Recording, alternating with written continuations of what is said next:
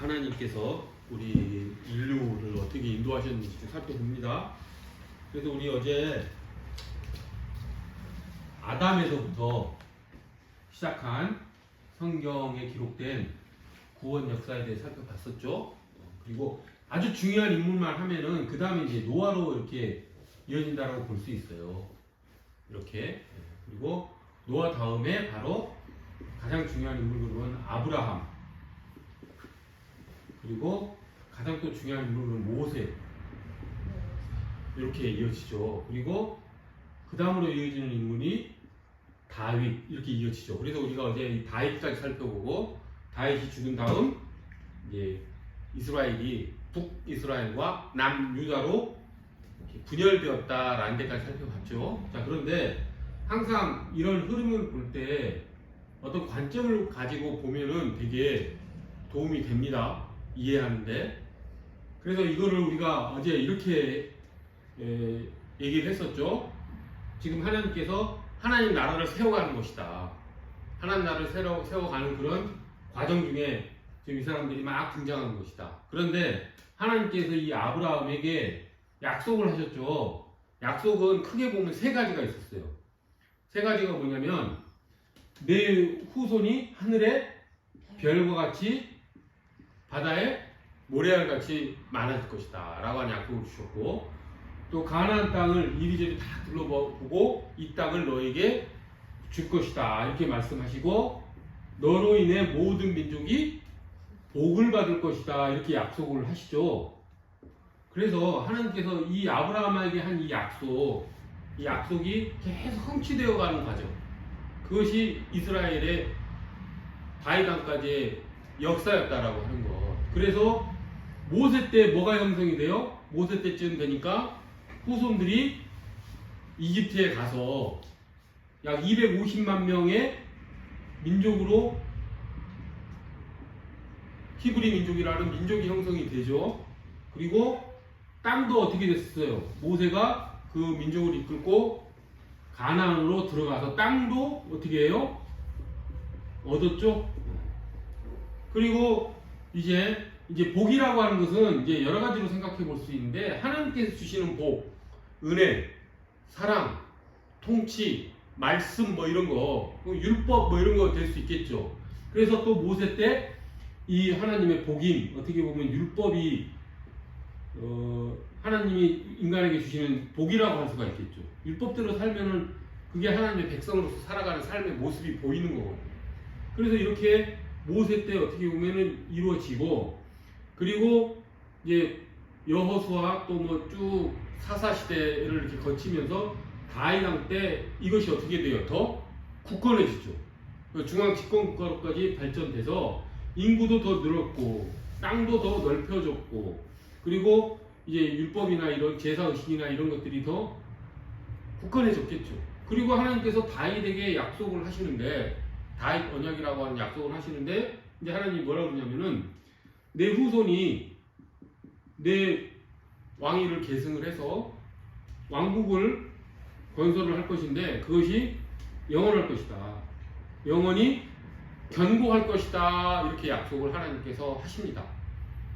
그러면은 지금 아브라함에 의해서 약속했던 하나님의 약속이 다윗 때에 와서 다 완성이 어떻게 보면 다 된 건데, 그 이후에 이 다윗 이후에 어떻게 된다고 했어요? 북이스라엘과 남유다로 분열이 되죠. 그리고 나서 북이스라엘은 약 200년의 역사가 흐르고 남유다는 약 350년의 역사가 흐른 후에 둘 다 망합니다. 그러면 이제 여기서 우리가 한 가지 궁금한 게, 하나님께서 다윗에게 영원한 왕국의 그것을 견고히 할 것이다, 왕국을 견고히 할 것이다 약속을 했는데, 다윗의 후손들에 의한 이 왕국이 어떻게 되어버렸어요? 둘 다 망해버렸죠. 그렇죠? 이걸 어떻게 생각을 해야 되냐면, 이렇게 생각을 한번 해봅시다. 어떻게 생각을 해보냐면, 이 하나님께서 이 약속은 계속 성취돼 나가고 있죠. 계속 다윗까지 계속 성취됐죠. 근데 여기서 분열되고 망했다? 하나님의 약속이 끊긴 거 아니냐? 이렇게 생각할 수 있죠. 근데 이것을 어떻게 생각을 하냐면,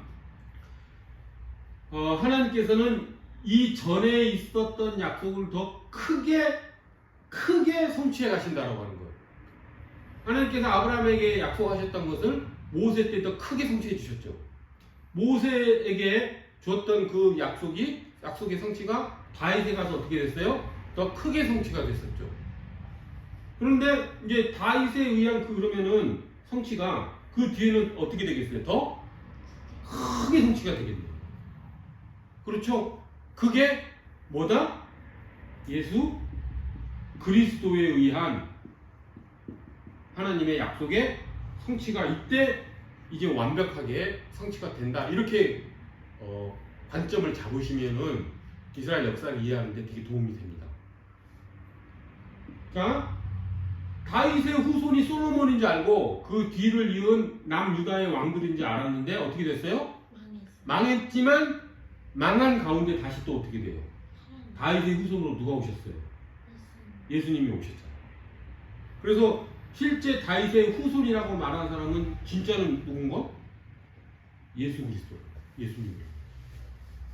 그래서 하나님의 약속은 이런 눈에 보이는 그런 약속의 성취가 아니라 물질적인 약속의 성취가 아니라 시간적인 약속의 성취가 아니라 무엇이다? 그 물질과 시간을 어떻게 포괄해서 그걸 포함해서 더 넓은 것으로 하나님께서는 약속을 성취해 가신다. 그래서 시간은 어떻게? 영원으로. 그리고 후손은 하나님으로부터 구원받은 모든 사람들로. 그리고 사람들뿐만 아니라 모든 동식물들까지 다 예수님이 다시 오실 때는 회복이 되고 그들도 구원을 받게 된다. 라고 하는 것으로 엄청난 약속의 성취가 예수 그리스도로 이루어진다라고 하는 거죠. 그 관점을 놓치지 마세요. 점점 하나님의 약속은 어떻게 돼요? 이렇게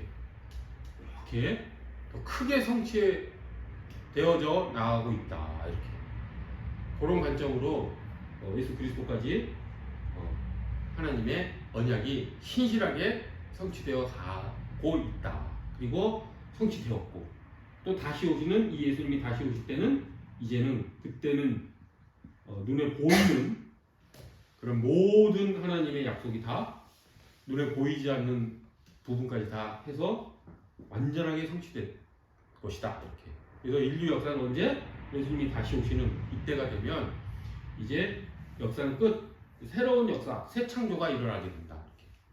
이렇게. 구원의 드라마는 이렇게 쭉 이어진다라고 하는 것. 그것을 먼저 머릿속에 딱 집어넣고 우리가 지금까지 살펴본 역사를 큰 틀에서 한번 살펴본 거고 오늘은 이 북이스라엘과 남유다가 어떻게 망하는가 그거를 좀 살펴볼 거예요. 그리고 그 이후에 이스라엘의 역사는 어떻게 되는가. 이스라엘이 망했잖아요. 그죠? 그 망한 다음에는 과연 이스라엘은 어떻게 됐을까? 현대 이스라엘은 또 어떤 모습일까? 여기까지 좀 간략하게, 최대한 간략하게 살펴보도록 하겠습니다. 자, 북이스라엘은 얼마 만에 망했다고요? 200년 만에 망합니다. 그리고 남유다는 그로부터 150년이 더 지나서 350년 만에 망해요. 아수르는 누구를 멸망시켰다고? 북이스라엘을 멸망시켰고 그 다음에 바벨론은 누구를 멸망시켰다고? 남유다를 멸망시켰습니다. 이렇게 정리를 하고 이 바벨론이 남유다를 정복하는 과정에서 여러 차례 침략해서 막 약탈해 가는 과정 속에서 인력들도 데리고 포로로 끌고 가는데 그게 1차, 2차, 3차 이렇게 포로들을 끌고 가요.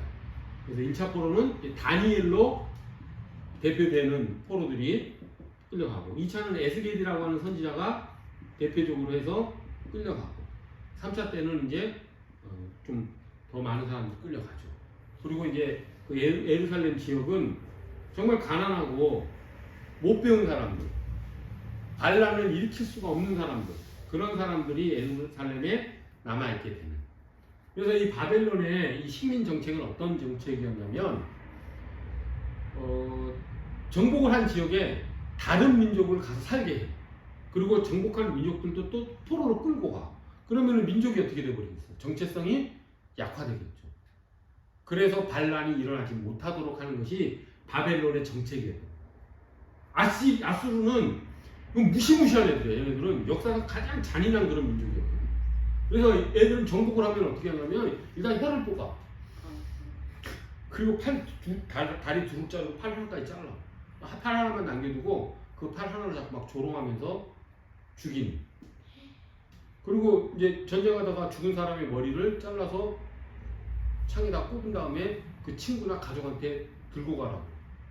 무시무시. 얘네들은 그러니까 이 피정복 민족을 어떤 방식으로? 그렇지. 이거는 그러니까 무시무시한 잔인한 방법으로 아예 반란의 생각조차 못 들게끔 만드는 방법을 사용했던 거고. 얘네는 혼합 정책을 쓰고. 그러니까 얘네는 옛날 중국 진시황 때의 그 시황제 같은 그렇게 아주 폭압으로 아예 반란을 진압하려고 했던 거고. 요건 조금 더 머리를 어떻게 쓴 거지. 혼혈 정책을 통해서. 그래서 무슨 일이 벌어졌냐면 그 아수르가 북이스라엘을 멸망시키고 나서 이 지역에 이제 아수르도 그런 정책을 쓰는데 혼혈 정책을 쓰는데 북이스라엘 지역에 혼혈들이 쑥 들어가서 이 북이스라엘 지역에는 그 이스라엘 민족 정체성이 사라져버려요. 그래서 이 뒤에 이 사람들을 뭐라고 부른다? 사마리아인이 이렇게 부른다. 사마리아인. 그래서 이들이 북이스라엘이 멸망한 다음에 남수다는 그 이후에도 150년 동안 역사가 진행돼서 민족의 정체성이 형성이 됐는데 북이스라엘은 아수르한테 망한 다음에 민족 정체성이 사라지고 막 혼혈 정책이 사용돼가지고 사마리아인이라고 불리는 사람들이 그때 그 지역에 살게 된다. 그 예수님 당시에 그래서 이 사마리아인들과 유대인들 사이가 되게 안 좋았다. 이런 배경 지식이 있어야 된다는 거죠. 그렇게 알아두고 그렇게 해서 이제 바벨론으로 지금 이스라엘은 뭐가 됐어요? 포로로 끌려간 거지. 근데 이 포로 생활이 몇 년이냐면 70년 동안 포로 생활을 해요. 70년 동안 포로 생활. 그래서 그 바벨론 강가에서 이제 유대인들이 나라를 잃은 슬픔으로 얼마나 그 마음이 아팠겠어요.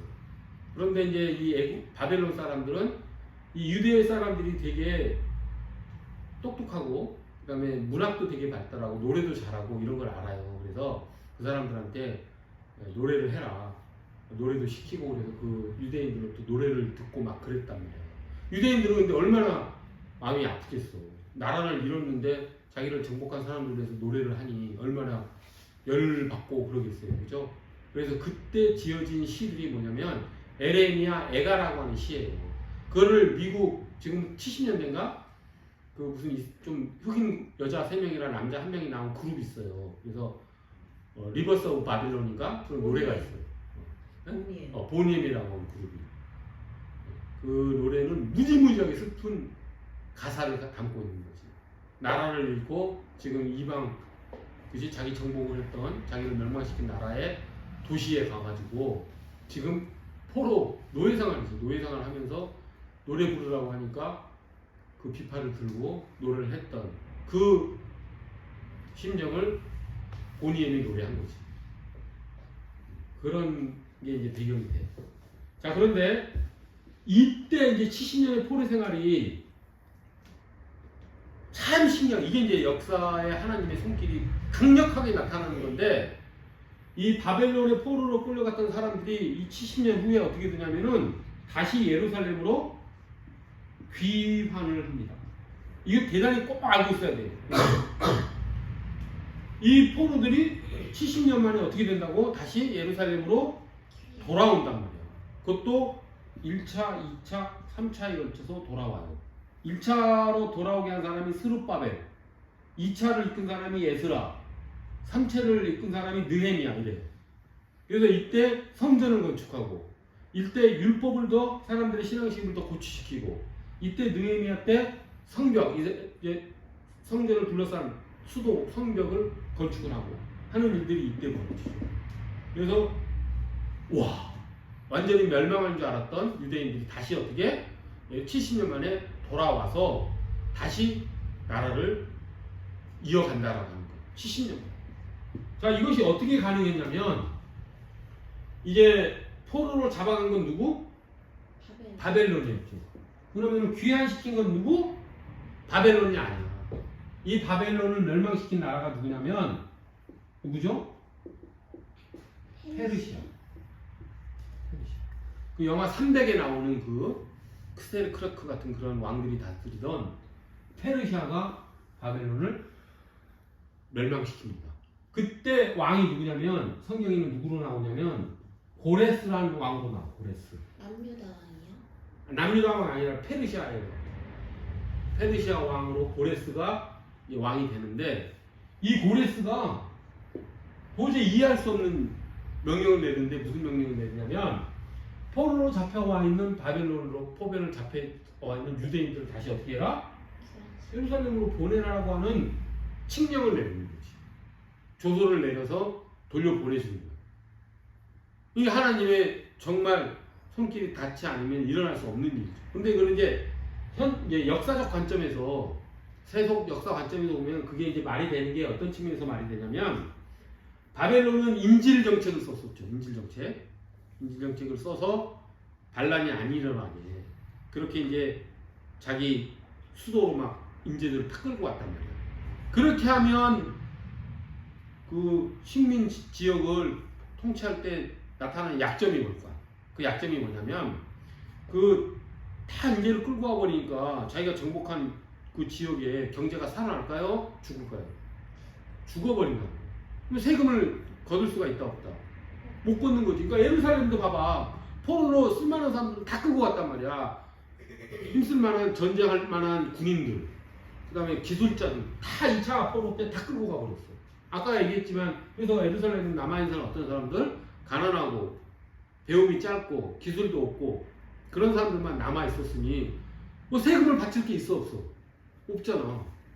그러니까 바벨론이 거기에서 제국 전체를 통솔하는 데는 약점이 생긴 거지. 고레스가 그걸 안다 모른다. 아는 거지. 깨달은 거지.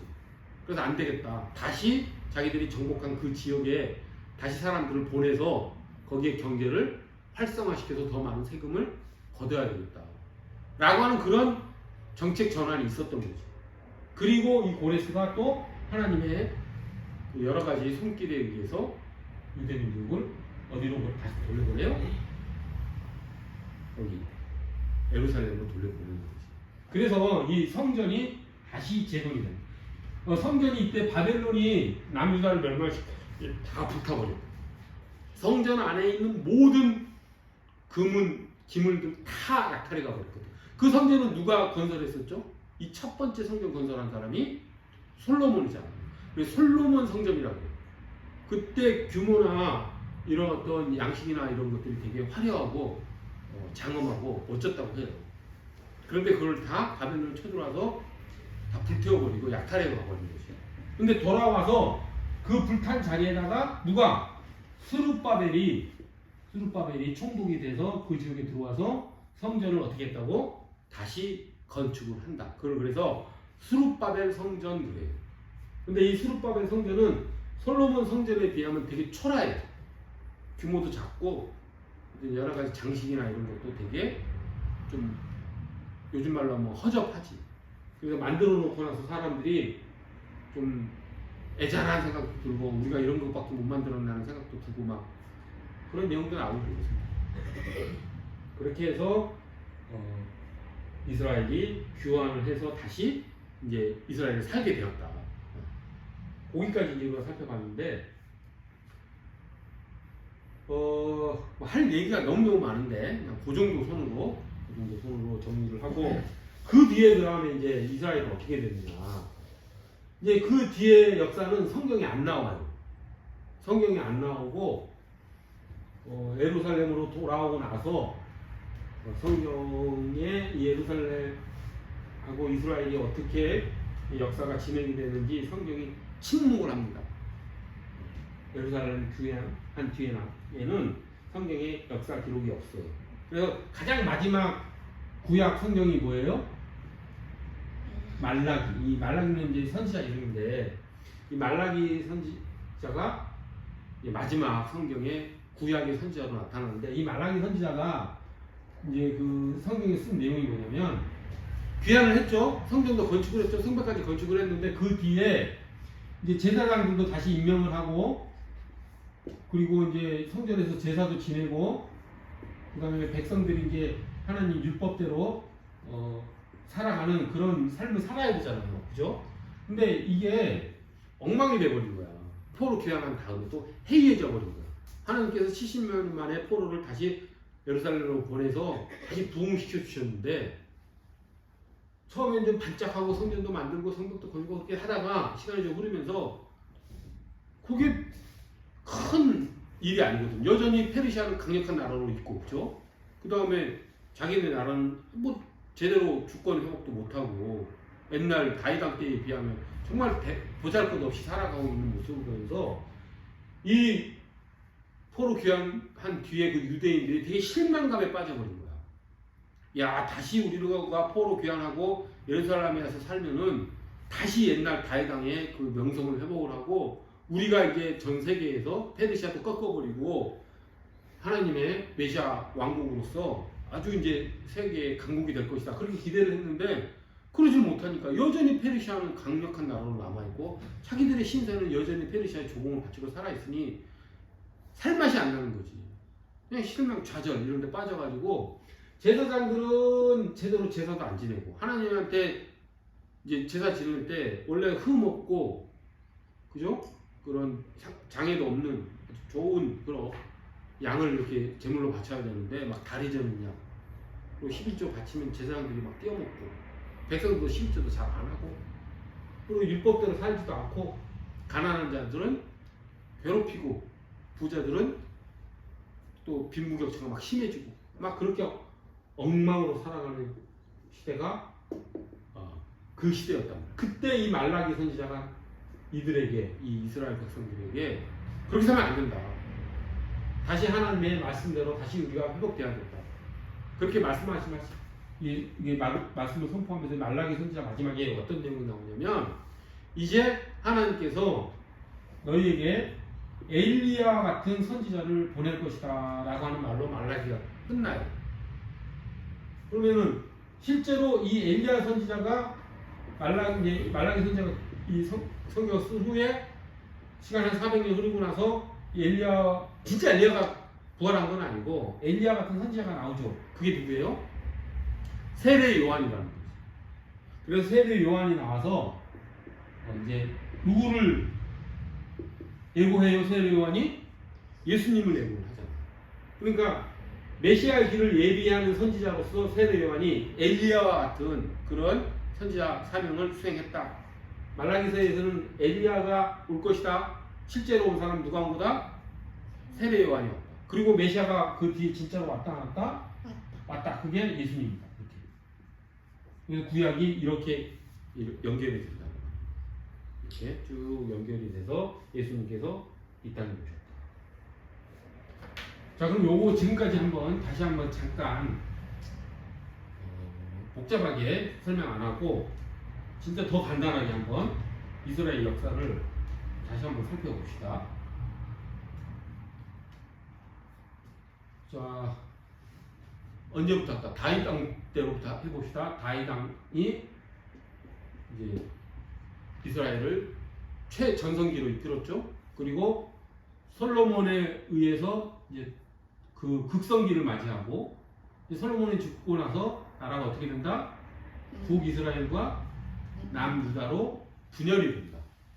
북이스라엘은 누구한테 망한다? 아수르한테 망한다. 남유다는 누구한테 망한다? 바벨론한테 망한다. 이거는 200년, 요거는 350년. 그쵸? 그렇게 해서 이 남유다가 바벨론으로 어떻게 된다? 포로로 끌려간다. 몇 차에 걸쳐서? 1차, 2차, 3차. 다니엘, 에스겔, 또 많은 수많은 사람. 하지만 이들이 포로 생활이 이제 이렇게 되면은 보통 어떻게 돼요? 민족 정체성이 사라져버리지. 바벨론의 동화가 돼가지고 언어도 잊어버리고 잃어버리고 문화도 사라지고 하면서 보통은 그 민족 자체가 사라져버린 거예요. 그런데 이 포로 생활 몇 년 만에? 70년 만에 끝내고 어떻게 된다? 다시 예루살렘으로 돌아온다. 그때 이거를 교환시킨 나라가 누구다? 페르시아라는 거죠. 페르시아.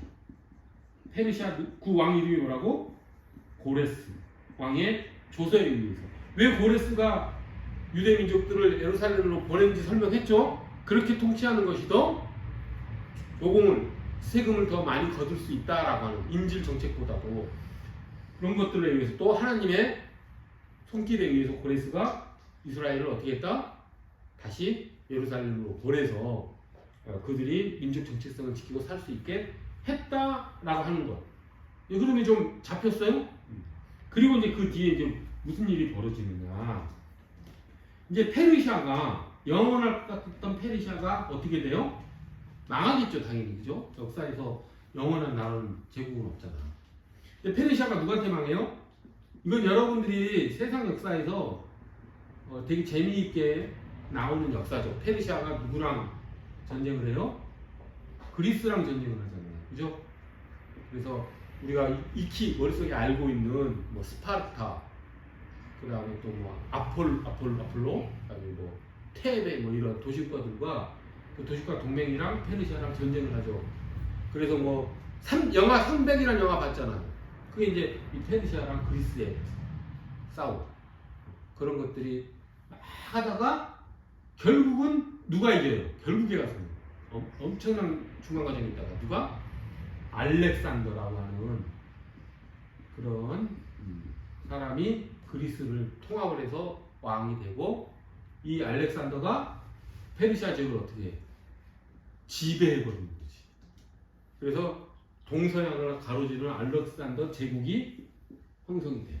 근데 이제 알렉산더 제국 시대 때 성경 구약 역사가 나온다 안 나온다? 성경에는 안 나온다. 안 나와 성경에. 말라기까지만 포로 귀환하고 나서 그 시대에만 좀 나오고, 이 알렉산더 제국 시대 때 이스라엘 사람들이 어떻게 사는지는 안 나온다. 그래서 이때를 뭐라 그러냐면은 알렉산더 제국 시대 때의 성경 역사를 신구약 중간사 그래. 중간사. 안 나온 중간사. 과연 구약의 마지막 말라기 이후에 예수님이 세례 요한이 오고 예수님이 오시기 전까지 그 중간 한 400년 정도 되는 그 시기 때의 역사를 뭐라 그런다? 신구약 중간사. 근데 그때 중간사를 간략하게만 살펴보면 알렉산더 대왕이 인도까지 쳐들어가요. 인도. 와, 진짜 대단한 사람인 것 같아요. 근데 인도까지 쳐들어가서 인도까지도 이제 정복을 하려고 했어. 그 알렉산더 이 사람은 좀 그런 정복력이 어마어마했던 것 같아요. 인도를 쳐들어가려고 하는데 부하들이 그만합시다. 10년 넘게 지금 이 정복 생활을 지쳤습니다. 우리도 좀 누립시다. 그래가지고 알렉산더가 어쩔 수 없이 다시 돌아오죠. 그리고 나서 이제 수도에 와서 알렉산더가 죽어요. 일찍. 몇 살에 죽냐면 알렉산더가 한 33쯤에 죽어요. 예수님도 33세 돌아가셨는데, 그지? 알렉산더도 그 정도 나이쯤에 죽어요. 그리고 나서 나라가 세 개로 분열이 돼요. 오, 영토가 어마어마하죠. 그 영토를 부하 장군들이 이제 서로 싸우다가 나라를 세 개로 나눠갔습니다. 원래 그리스가 있는 지역, 안티고노스라고 하는 제국 하나 나오고, 그 다음에 이집트 지역 쪽에 프톨레마이오스라는 제국이 하나 나오고, 그 다음에 이제 시리아, 오늘날 시리아 그쪽에 있는 나라에 이제 뭐 또 한 제국이 셀루코스인가 그런 나라가 세 제국으로 나뉘어져요. 그러면 이집트가 아니라 예루살렘은 이 셀루코스랑 프톨레마이오스 이 두 제국 사이에 껴 있어가지고 어떨 때는 여기 지배를 받고 어떨 때는 여기를 지배를 받고 이렇게 하다가 결국에 가서는 나중에는 이제 이 셀루코스의 지배를 받아요. 셀루코스의 지배를 받는 시기에 무시무시한 일이 벌어져요. 셀루코스. 이 프톨레마이오스는 나중에 마지막 왕이 누구냐면 그 유명한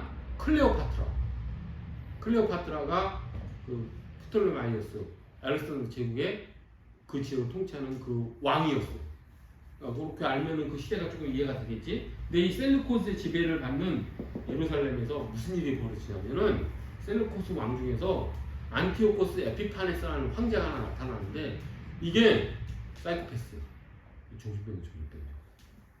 그래가지고 무슨 일을 벌이냐면 이거는 좀 알아두는 게 중요해서 얘기를 하는데 예루살렘 성전에다가 이제 안티오코스 에피파네스 이자는 모든 자기가 다스리는 지역은 다 헬라화 시키겠다. 그리스 문화로 다 도배를 시켜버리겠다. 그래서 그 민족이 고유 가지고 있는 종교 문화 이런 걸 다 압살시키겠다. 근데 유대 민족이 어때요? 이거 다 타 민족이 유대 민족의 종교는 건드리지 못하잖아. 그 유대 민족이 그 이신교, 유신교를 믿는 그 신앙심은 어마어마하기 때문에 그거는 그 누구도 터치를 안 했단 말이야. 근데 안티오코스 에피파네스는 내가 이거 압살시키겠다 그래가지고 그 당시 이제 그 성전에 스룹바벨 성전이 있었잖아요. 다시 재건데 거기에다가 제우스상을 성전에 있는 거기에다가 제우스상을 설치하니까 유대인들은 어떻게 했어? 그 아주 깐깐하잖아 유대인들, 바리새인들 이런 사람들 아주 깐깐하죠. 엄청난 저항을 하는 거죠. 그리고 성전에 돼지피를 뿌려버려. 그리고 할례 못하게요. 할례한 자식의 어머니가 보는 앞에서 할례한 자식을 죽여버리고 온갖 잔인한 짓을 다 저지르면서 안티오코스 에피파네스가 유대 종교를 말살하려고 했지만 어떻게 됐을까? 그렇게 해서 그렇게 강압적으로 해가지고 성공한 경우는 별로 없어요. 그래서 결국은 어떻게 되냐면 이 유대 민족이 아주 강력하게 반란을 일으켜서 독립에 성공을 합니다. 그래서 이 셀루코스 왕조로부터 독립을 해서 세운 나라가 뭐냐면 하스모니아 왕국이 들어서요. 한 150년 이것도 들어서, 그러니까 이때가 예수님이 오기 전 유대 왕국이었던 거야. 한 100년 조금 되는 거야.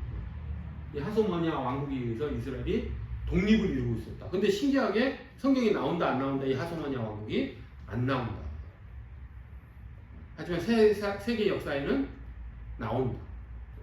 그러다가 이제 이 하스모니아 왕국이 결국은 누구한테 망하겠어요? 알렉산더 제국이 세계로 분열되고 나서 이 세계의 나라가 결국 누구한테 망해? 로마에 의해서 망하게 되잖아. 로마, 그죠? 로마 제국이 들어서는 거잖아. 로마에 의해서 하스모니아 왕국도 이제 결국은 이제 복잡한 역사 다 생략하고 망하게 되겠지. 그렇죠? 그때 이제 이 이스라엘 지역, 여기 이 지역을 누가 통치할 것이냐? 이 하스모니아 왕국 망했단 말이야. 이거 누가 통치할 거냐? 이때 헤롯이라고 하는 사람, 헤롯 대왕의 아버지, 헤롯 안티파스라는 사람이 있는데 이 사람이 이 하스모니아 왕국의 신하였단 말이야. 근데 이 사람이 로마에 줄을 대서 아주 그 외교 정책을 잘한 거야. 그래서 이 이스라엘 지역, 이 지역을 자기가 로마의 대통치하게 되는 그런 권한까지 얻게 되고, 그 아들의 헤롯 대왕이 결국 여기에 뭐가 된다? 분봉왕이 된다. 그러니까 독립국가는 아니지만 로마에 의해서 네가 그 지역 다스려라 라고 하는 권력을 받게 되는 사람이 누구라고요? 헤롯 대왕. 헤롯 대왕 때 예수님이 태어나셨어요. 예수님이 태어났을 때 헤롯 대왕이 어떻게 해요? 주변에 있는 2살의 아이들 다 죽이는 그 사람이. 근데 헤롯 대왕이 또 한 가지 특별한 점이, 이게 이제 그 성전이 지금 스룹바벨 성전이 어떻다 그랬어요? 되게 허접했다 그랬죠.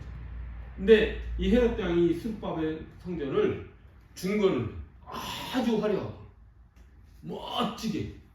왜 그랬을까? 헤롯 대왕이, 이 사람은 유대 민족이 아닌데 유대 지역의 왕이 됐기 때문에 백성들이 대부분 유대인이기 때문에 그대로 지지를 받아야 되잖아요. 유대인들의 환심을 사기 위해서 유대인들이 좋아할 만한 일을 하는 거지. 이렇게 잔인한 사람도 왕이라 할지라도 백성들의 여론에 대해서 어떻게 신경을 써야 되나. 그거 신경 안 쓰다 보면 나중에는 어떻게 되니까 반란이 일어나니까 그렇게 환심을 사는 그런 정책을 쓰는 측면에서 그 헤롯 성전이 만들어진 거라고 하는 거죠. 그렇게 해서 헤롯 대왕. 근데 헤롯 대왕도 결국은 죽고, 이 헤롯 대왕이 다스리는 이 지역이 세 지역으로 또 분열이 돼요. 여기까지만 좀 합시다. 세 지역으로 배웠는데 세 아들에 의해 헤롯 왕의 세 아들에 의해서 분열이 돼가지고 헤롯 아켈라오, 헤롯 안디바, 헤롯 빌립 이렇게 세 아들에 의해서 이 지역 세 개가 분열이 돼요. 근데 이 중에 헤롯 아켈라오가 다스리는 지역에서 예수님이 이제 처음에 이제 헤롯 땅에 애들 2살 아이를 죽이니까 어떻게 예수님이 이집트로 도망가죠. 이집트로 도망갔다가 헤롯 땅에 죽었다는 소식을 듣고 돌아온단 말이야. 근데 그때 그 지역 유대 지역의 왕이 누구였냐면 헤롯 아켈라오였다는 거지. 그러니까 요셉이 예수님의 육신의 아버지인 요셉이 이렇게 무서워서 그 지역 유대 지역으로 들어가지 못하고 갈릴리 지역 쪽으로 들어가지. 헤롯 아켈라오가 무서워서. 헤롯 아켈라가 성격 좀 별로 안 좋았거든. 그래서 그렇게 해서 갈릴리 지역에서 나사렛 지역에서 예수님이 이제 계속 어린 시절과 청년 시절까지 자라게 된 것. 갈릴리 나사렛에서. 그런 배경이 있던 것이고. 그리고 나서 이제 이 헤롯 아켈라오가 되게 평이 안 좋단 말이야. 그래서 결국 어떻게 되냐면 이 헤롯 아켈라오가 쫓겨나가고 이젠 도저히 로마가 이 지역을 그냥 그렇게 분봉을 시켰더니 안 되겠다. 그래가지고 여기에다가 누구를 보내냐면 총독을 보내. 총독. 이제는 직할 통치를 하는 거지. 여러분 프랜차이즈도 보면은 점장이 하는 프랜차이즈가 있고 직영하는 프랜차이즈가 있잖아요. 그러니까 분봉왕은 그 매니저 점장이 있는 그런 통치 방식이고 총독을 보내는 건 직영하는 거다. 프랜차이즈 직영하는 거다. 스타벅스는 다 뭐만 한다? 직영만 한다. 직영만. 그래서 다시 직영 방식의 총독을 보내요. 그래서 여기 임명된 사람이 누구? 본디오 빌라도인 거지. 그때 예수님이 공생의 기간을 보내게 되고 이 본디오 빌라도에 의해서 사형 선고를 받고 그렇게 된다는 거죠. 이 복잡한 거 다 이렇게 설명하려면 정말 길어지겠죠. 이제 뭐만 생각하면 된다? 자, 간단하게 이제 뭐만 생각하냐면 이렇게 정리를 하세요. 이거 다 하나하나 역사적 이야기 다 정리하자 그러면 너무너무 오래 걸리니까 이렇게. 자, 귀환을 했죠? 귀환을 하고 나서 페르시아가 어떻게 돼요? 망하죠. 누구에 의해서 망해? 페르시아가 누구에 의해서 망해? 알렉산더 제국에 의해서 망하죠. 그리고 알렉산더 제국이 셋으로 나뉘어져요. 토톨레마이오스, 안티고노스, 셀루코즈 이렇게 나누죠. 그러다가 이 셀루코즈의 안토스 에피파네스에 의해서 아주 잔인한 진압 방식이 들어서서 그걸 마카비 혁명이라고 하는데 마카비 혁명이 일어나서 유대가 또 한 번 독립국가 들어섰는데 그 독립국가 이름이 뭐라고? 하스모니아. 근데 이것이 이제 로마가 들어오면서 망하게 되면서 이 지역을 로마에 아주 아부를 잘해서 누가 이 유대 지역을 다스리게 된다? 헤롯이 다스리게 된다. 그래서 헤롯 대왕이 예수님 태어날 당시에 왕이었고 이 헤롯 대왕의 아들에 의해서 어떻게 된다? 세 지역이 나뉘어서 헤롯 안디바, 헤롯 아켈라오, 헤롯 빌립 이렇게 나뉘어집니다. 근데 헤롯 아켈라오가 너무 잔인해서 유대 사람을 내쫓아. 그래서 이 지역에 총독이 들어온다. 그게 누구다? 본디오 빌라도다. 그래서 예수님이 이때 십자가에 못 박혀 돌아가신다. 그렇게 해서 신약까지 이스라엘의 역사가 이렇게 연결이 되죠. 그 뒤에 어떻게 되냐면 예수님이 돌아가신 뒤에 어떻게 되냐면은 유대인들이 이 로마에 대해서 이제 진짜 간단하게 생각할게. 로마에 의해서 강압 지배를 받으니까 유대 사람들이 저항 운동을 일으켜요. 예수님이 돌아가신 뒤에 한 AD 70년 정도 예수님이 돌아가신 후 한참 된 거지. 이제 한 40년 흐른 뒤에 유대 전쟁이 벌어져요. 그래서 로마랑 유대랑 빵 붙은 거야. 근데 결국 누가 이기겠어? 당연히 로마가 이기겠지. 그래서 유대가 어떻게 되냐면은 로마에 의해서 3년 동안 포위 공격 당해서 그 헤롯 성전도 어떻게 돼버려? 불타서 사라져버려. 그리고 그때 로마 그 황제가 누구냐면 이제 베스파니우스 때 전쟁을 시작해가지고 티토스 황제 때 완전히 망해가지고 그 흔적도 없이 사라져버리지. 그리고 그 흔적도 없이 사라진 그 나라가 몇 년간 지속이 돼요? 로마에 의해서 돌 위에 돌이 남아있지 않을 만큼 예루살렘 성이 폐허가 되고 있는 거죠. 지금 그래서 예루살렘 가면은 성벽이나 성전 이런 게 남아있어요, 안 남아있어요? 안 남아있어요. 성벽 조금 남아있고 예루살렘 성전은 아예 사라져버렸고 거기 이슬람 사원 있잖아. 야, 슬퍼. 그죠?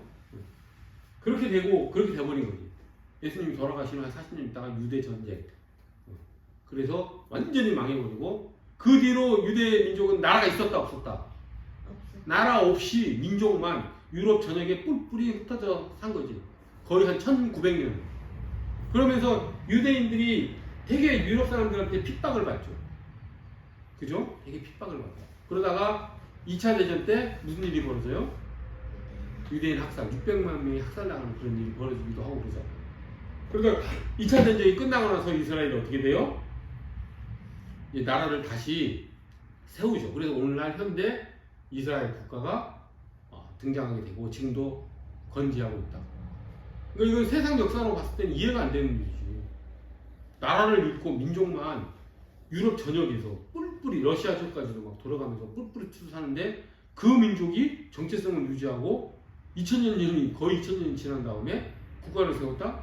그건 진짜 인간의 상식으로는 생각할 수 없는 일이 지금 벌어진 것이고 그들이 지금 이스라엘 지역을 지금 거기에서 국가를 세워 살아가고 있다. 라고 하는 것까지가 이제 오늘 이스라엘 역사 쭉 훑어본 겁니다.